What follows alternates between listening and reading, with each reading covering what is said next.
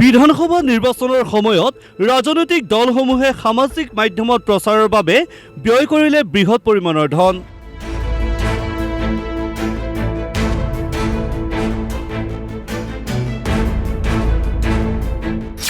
আমাৰ হাতত পৰা তথ্য অনুসৰি বিজেপি অসম প্ৰদেশ ফেচবুক পেজত খৰচ কৰে বৃহৎ পৰিমাণৰ ধন।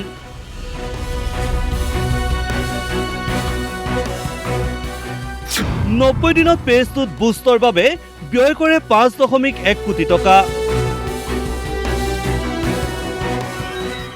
একেদৰে মুখ্যমন্ত্ৰী ডক্টৰ হিমন্ত বিশ্ব শৰ্মাৰ নিজৰ পেজৰ বাবেও খৰচ কৰে ধন।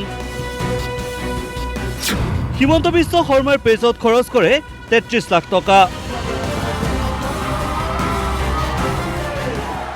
অপপ্ৰচাৰ বা প্ৰপাগাণ্ডা কৰিবলৈ বিজেপি দলে যোৱা সময়ছোৱাত প্ৰায় 5 পৰা 6 কোটি টকাৰ মানে ছ'চিয়েল মিডিয়াত বুষ্টিং কৰা কিবা এইবিলাক যিবিলাক আপোনাৰ মানে কিবা কিবি বাতৰি পৰিৱেশন কৰাত ব্যয় কৰিছে।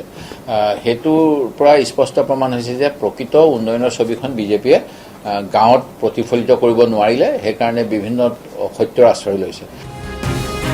সমান্তৰালকৈ সামাজিক মাধ্যমত বিজ্ঞাপন প্ৰচাৰৰ বাবে পিছ পৰি ৰোৱা নাই অসম প্ৰদেশ কংগ্ৰেছ।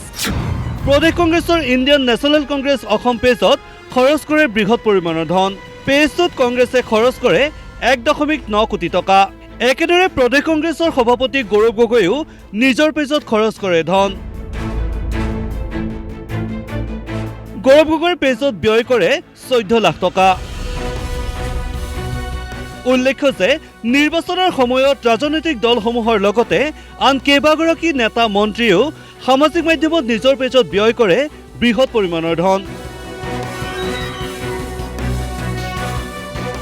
ভিডিঅ' জাৰ্নেলিষ্ট দশৰথ তালুকদাৰৰ সহযোগত মনীন্দ্ৰ ডেকাৰ ৰিপৰ্ট DY 365।